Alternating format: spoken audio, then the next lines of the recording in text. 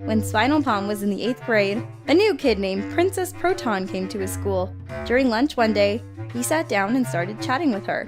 She said that she likes strong men, and in particular one huge kid named Hellvent.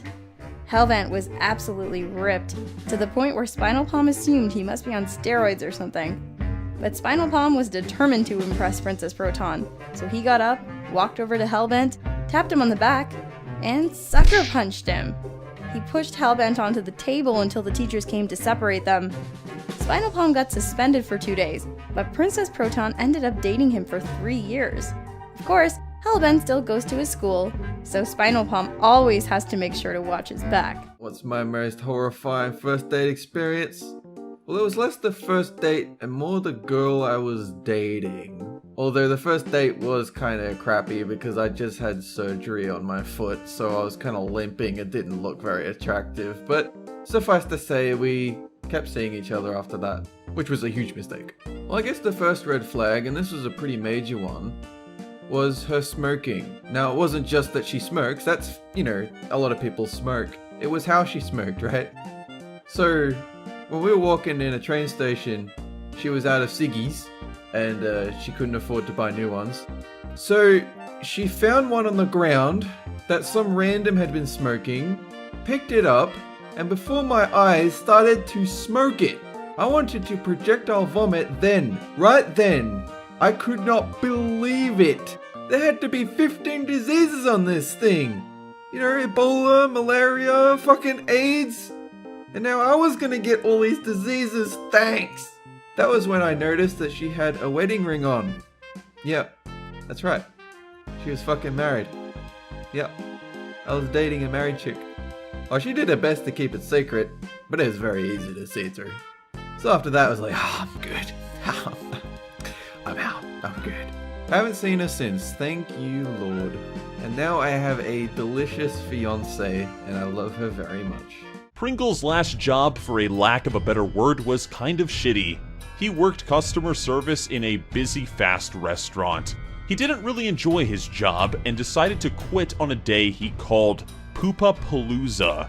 Poopapalooza was the day his restaurant experienced a terror attack.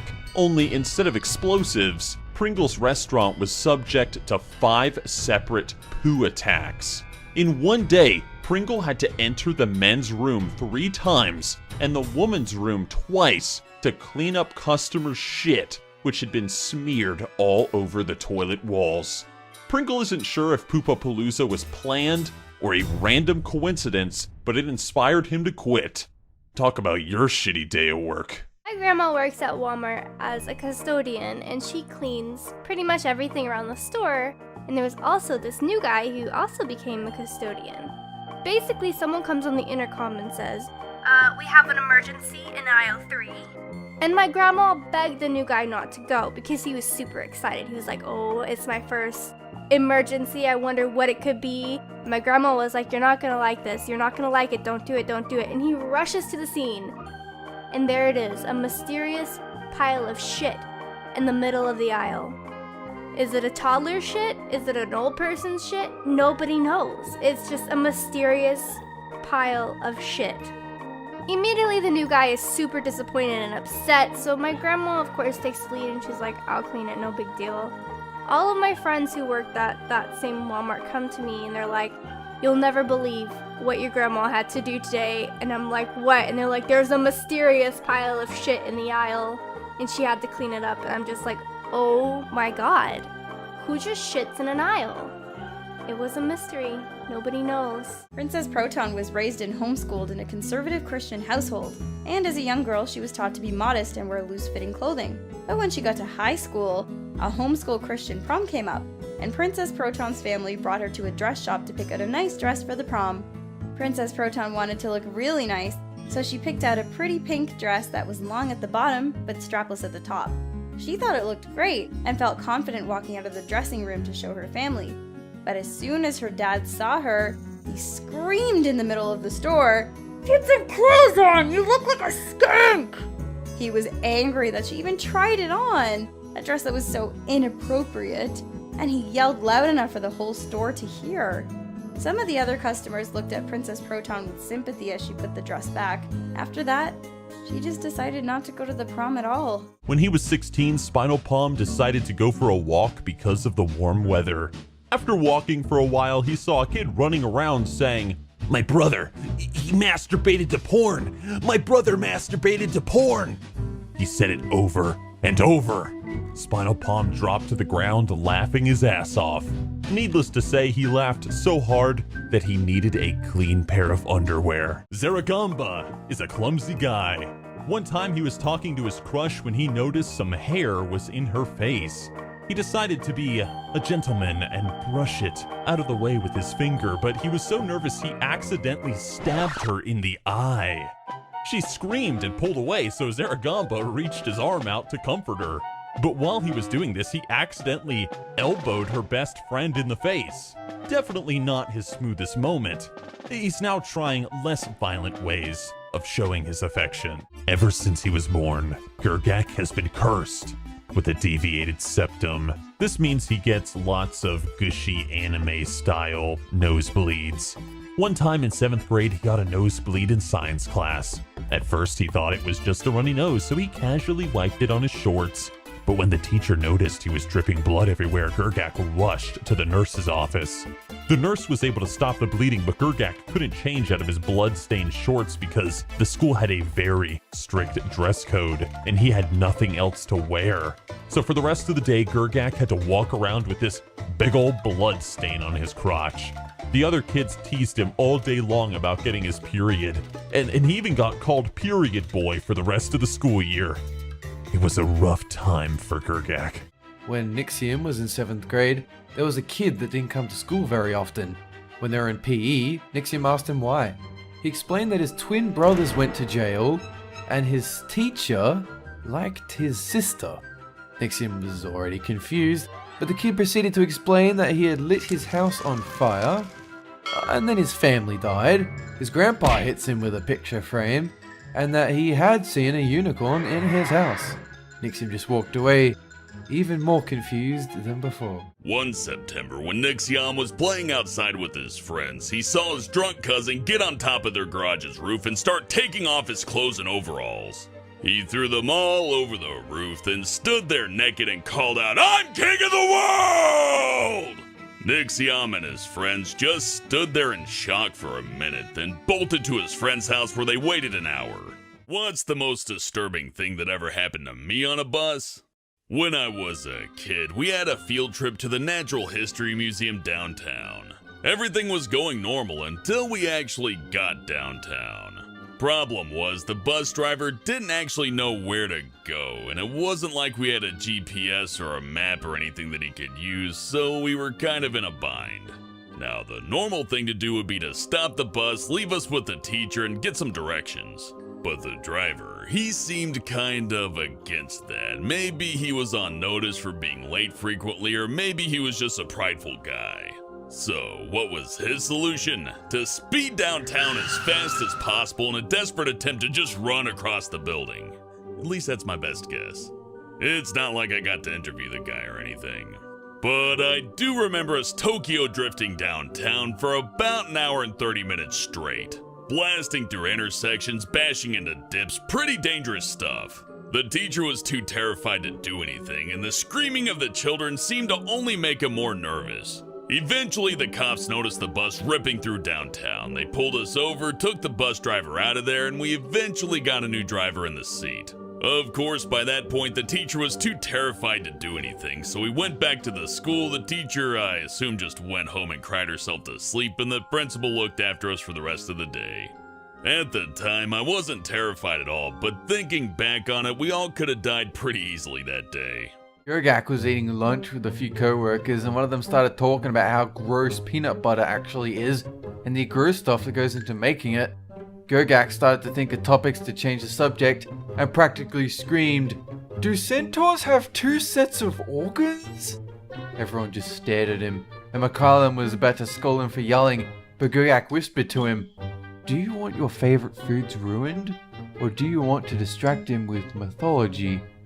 Mikhailin nodded and added to the conversation, Yeah, and I mean, they would also have 2 rib cages, right?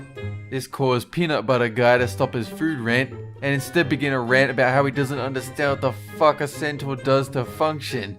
Everybody got to eat their lunch peacefully until he started talking about the centaur reproduction process.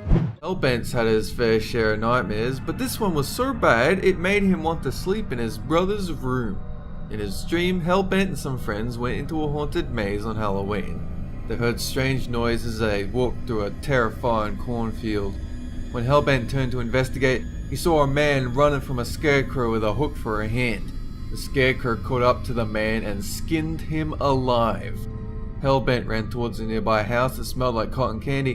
When he got there, he discovered the room was full of people trapped in a cotton candy web. The web had been put there by a gang of murderous clowns, of course. These clowns captured Hellbent and put him inside a weird cocoon.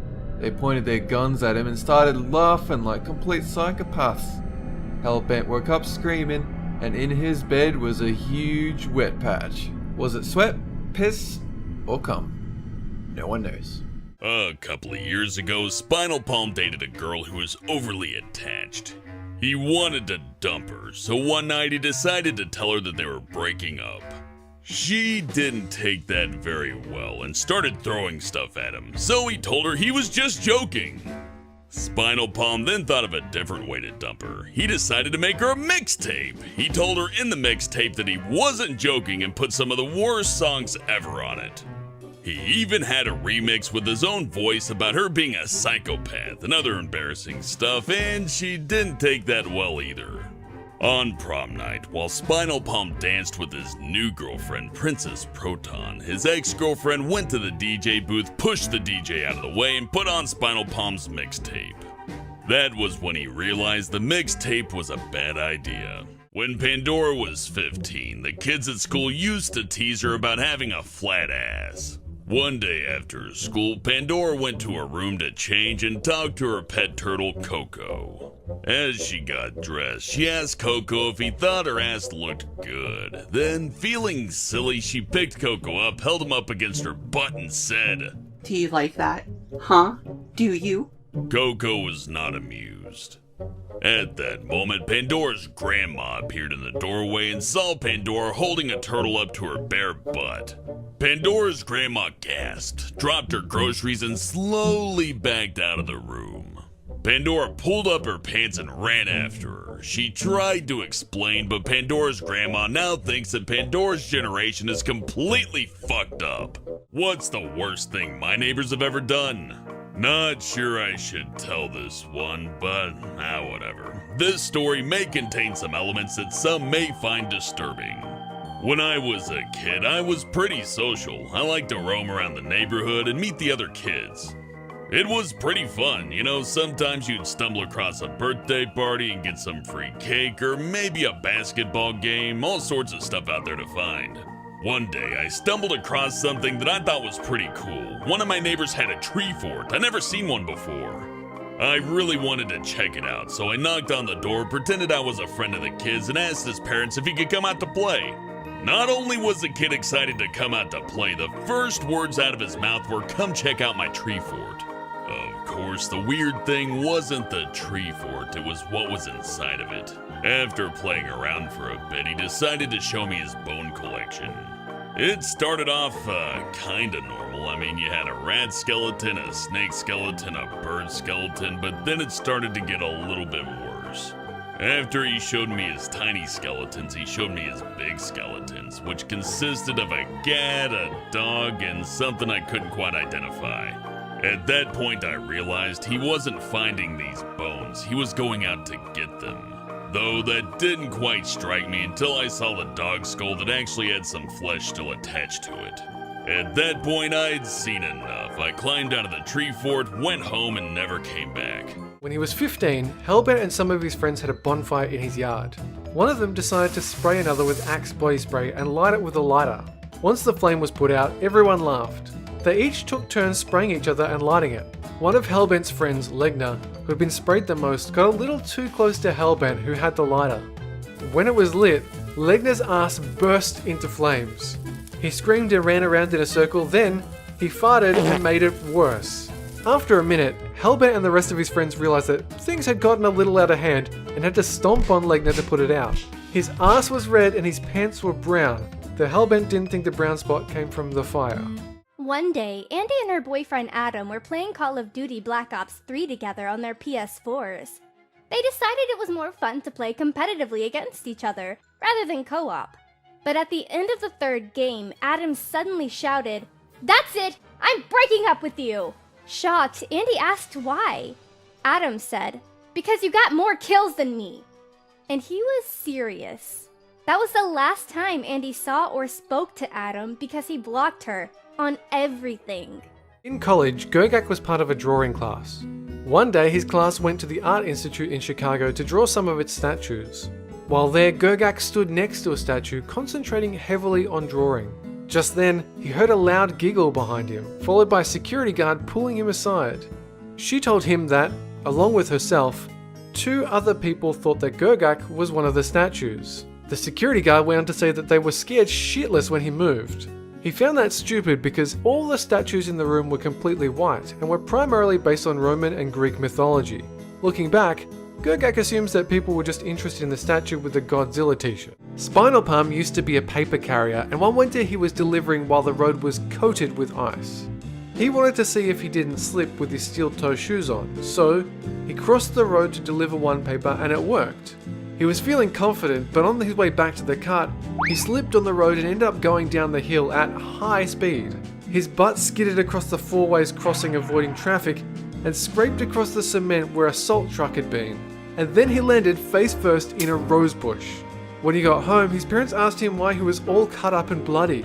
They couldn't stop laughing when he told them the story. Andy Mations was in 3rd grade when a stupid new principal entered her school. Now everyone thinks a new principal should be cool and stuff, but this one sucked.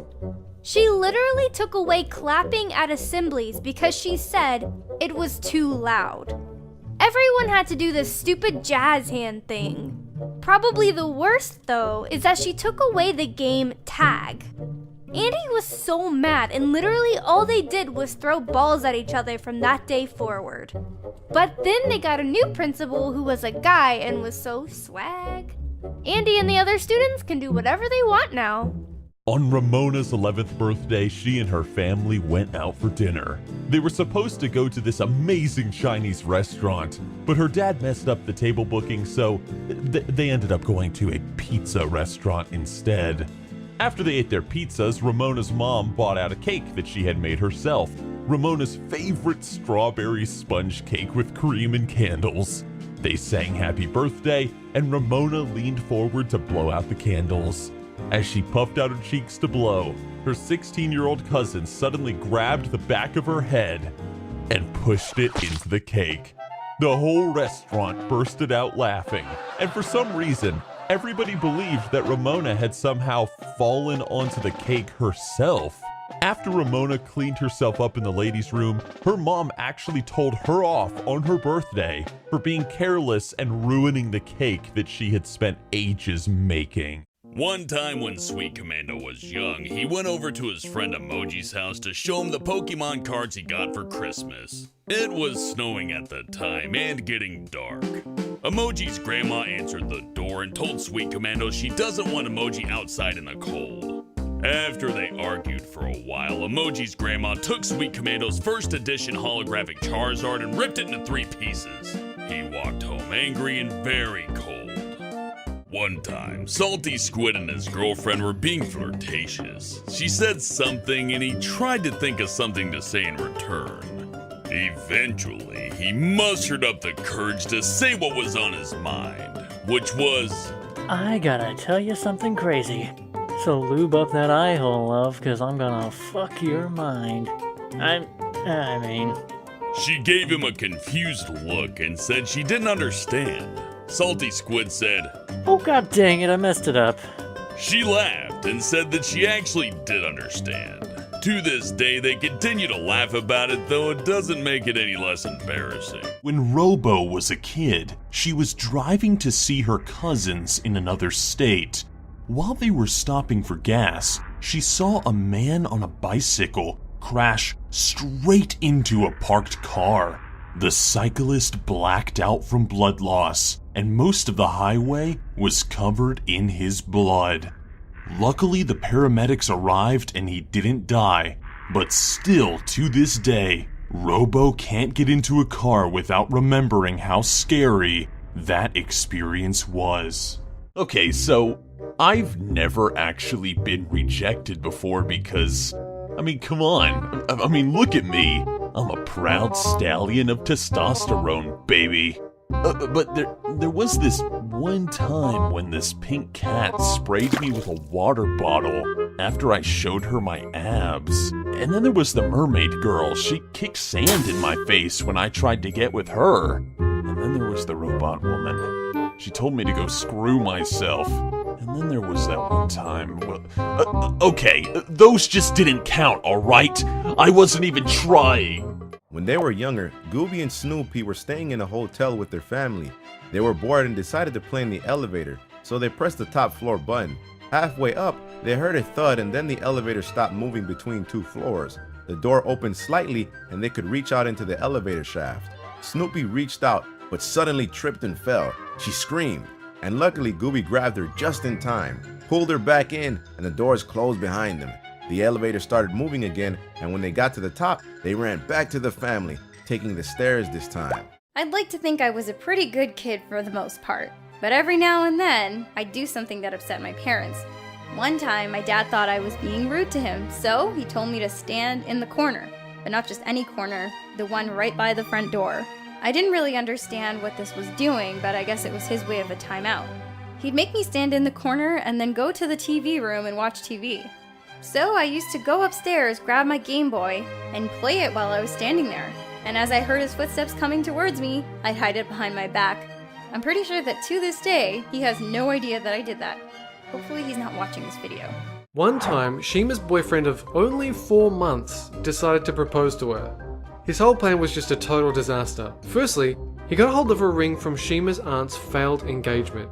He then took a can of sweet corn from Shima's mum's pantry and placed the ring on top. He then wrote on the can, "I know it's corny, but will you marry me?"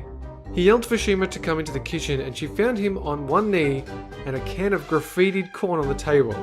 Amazingly, Shima said yes.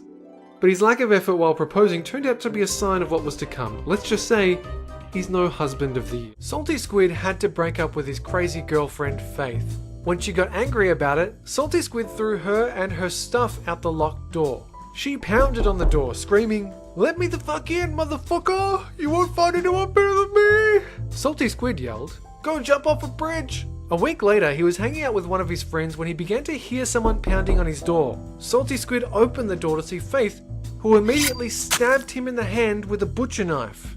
He had to restrain her after she kept trying to stab him while screaming death threats.